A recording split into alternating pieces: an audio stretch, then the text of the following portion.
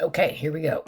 So we can make a graph into a matrix. It's called its adjacency matrix. So this vertex V1 would be, so every, has to be a square. So it's V1, V2, V3. So you would think of this as the V1 column, the V2 column, the V3 column. And this is the V1 row, the V2 row, the V3 row. So this entry right here means there's one edge from V1 to V1. Oh, look at that. There is. There's some, excuse me. And then this second one, so let's look at A2, 1. So A2, I'm sorry, A1, 2. A1, 2 means how many edges are there from vertex 1 to vertex 2. So vertex 1 to vertex 2, this is a directed graph, so there's no edges going from 1 to 2. But if I look at V2, V2, this one here, there is one edge going from V2 to V1. All right, so then let's look at A2, 3. So A2, 3 would be this right here. So this says there's two arrows from V2 to V3. So look at that. There's two arrows going there. So this is a directed graph, and you can see this is an undirected graph. So that'll be a little bit different. Okay, so let's try one on our own. So let's go here. Okay, so here, this is a directed graph. And since it's a 4x4 matrix, I know I have 4 vertices. So let's just draw them far enough apart so that I can draw the edges. So the directed graph, so this one says V1 to V1, I've got an arrow, so I've got a loop. And then the next one I've got is V1 to V3. So that's an arrow there. And then this says there's two edges from V1 to V4.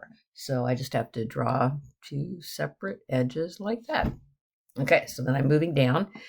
And this would be the second row. So this says there's one edge from V2 to V3.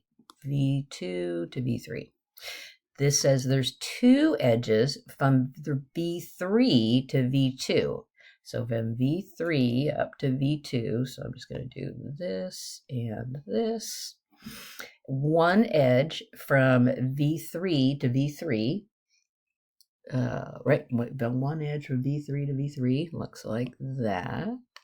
And then one edge from V3 to V4. V3 to V4, like that. And one edge here is from V4 to V3. V4 to V3, so we've got one arrow going backwards. There it is. All right, so now let's make the matrix that goes with this. Let me make it a little bigger so I have room. So I'm going to have 4x4 matrix. So here we go. How many edges are there from V1 to V1? None. Okay, so that means there's a 0 here. How many edges are there from V1 to V2? Oh, look at that. There's one edge. And then V1 to V3, none. And V1 to V4, there's one edge there. Okay, so now we're moving on to the second row. So we're looking at V2. So V2 to V1, that's 1. That's this edge here, right? V2 to V2, yes, there is. There's one loop. And then V2 to V3, I see two edges. And then V3 to V4, I see one edge. So moving on to V3. So V3 to V1, nope, nothing there. V3 to V2, yes, there's two edges. V3 to V3, nope. And then V3 to V4, nope.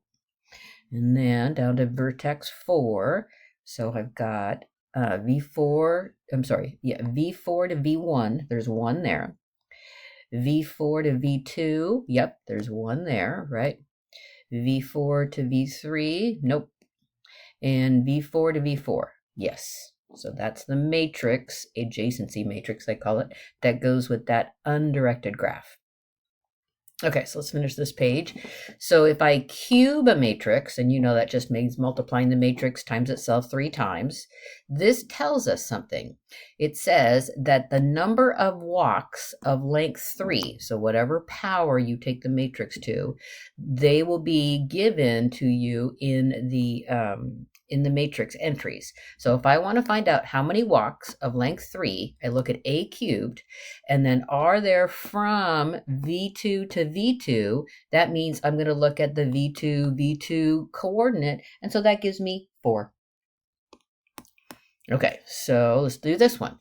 Here I'm giving you what a to the 4th is. So this is these entries tell you the walks of length 4, and so now you tell me which number is it. If I want to go v2 to v3, that's going to be 7, right? And then for this same matrix, how many walks of length 4, again, because it's to the 4th power, are there from v3 to v1? That would be 11. And then just one more. If this is a squared, how many walks of length 2 are there from v3 to v2? So v3 to v2, that would be 5.